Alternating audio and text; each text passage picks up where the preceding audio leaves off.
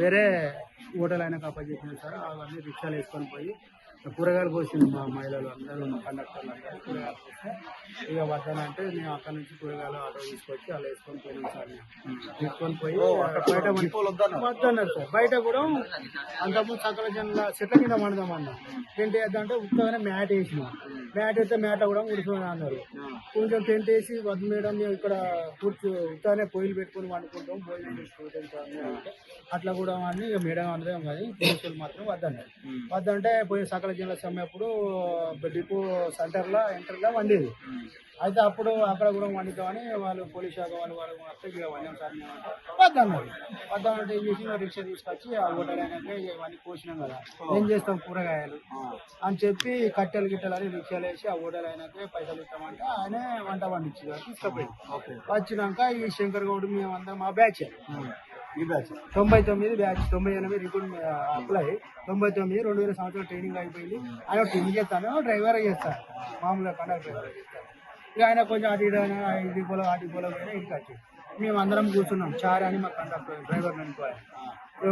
అందరం ఆడ కూర్చున్నాక ఏంది పరిస్థితి ఏంది, ఈ వంట కూడా వండుదామని అంటే కూడా వండనిస్తలేదు. ఇక్కడ అక్కడ పంపించిండు, అక్కడ రిక్షాలు వేసినాం. ఆయన పోయినాక అన్నాడు కదా ఈ మన పరిస్థితి గంతే గంతే అన్నాడు. ఇక ఆయన నుంచి వచ్చినాక కాదు ఒక 2 గంటలకు భోజనాలు తెచ్చింది. వండుకున్నాక వచ్చినాయి రెడీ అయిపోయినాయి అంటే మేము రిక్షా తీసుకొచ్చి రిక్షాలో తీసుకొచ్చినాక ఇక ధూప్ అవుతుందంటే ఇక వేరే కాడ నుంచి క్యాన్ వాటర్ తీసుకొచ్చినాక ఇక అందరం కలిసి భోజనం చేసి చెట్ల కింద కూర్చున్నాం. ఇక ఏం లేదు, ఒక్క 2 గంటల వరకు భోజనం చేసినాం. 1 గంట కూర్చున్నాం. 3:30 వరకు అన్న ఎడిపోయినా మాకు తెలియదు. తిన్నాడా మాతోటి కూర్చొని అనిపోయిండు, బాధపడిపోయిండు అంతే. ఇంకా తిన్నాడా అంటున్నా ఇక రాలే మాతోటి అక్కడ బాధపడకుండా అన్నాడు.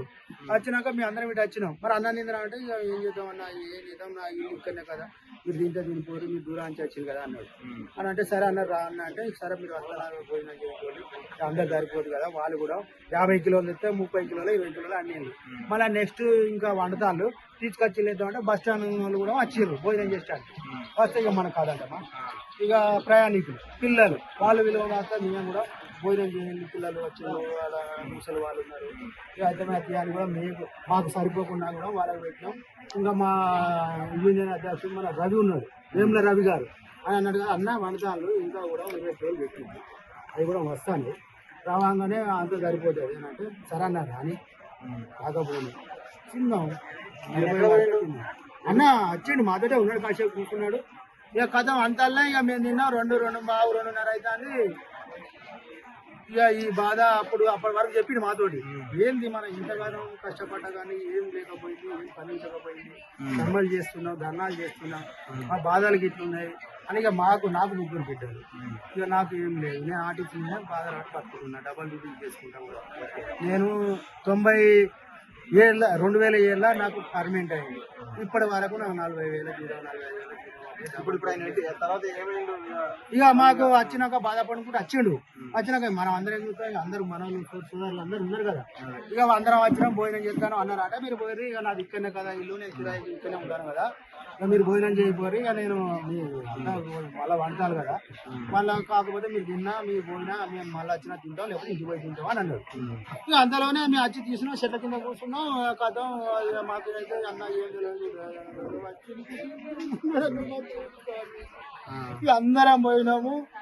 అన్న మా ఆడబిడ్డలు కూడా అందరు కండక్టర్ కూడా అక్కడ ఉన్నారు, వచ్చిండు.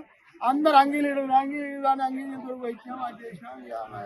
ఇక మాకు ఏం తెలవలేదు, ఏం పోలేదు. అప్పటి వరకు అయితే మా చుట్టూ ఉన్నాడు అన్న. ఈరోజు ఆయన దేవుడు తీసుకుపోయిండు. మా బ్యాచ్ శంకర్ గౌడు మంచిగా ఉండేది, రోజు మాతోటి మందలు ఇచ్చేది, ఫ్రీగా ఉండేది, మందలు మాట్లాడేది. ఒకటి అన్న అది కనీసం ఇల్లు కూడా లేదు మాకంటే ఇల్లు అని మాకు తెలియదు అన్న.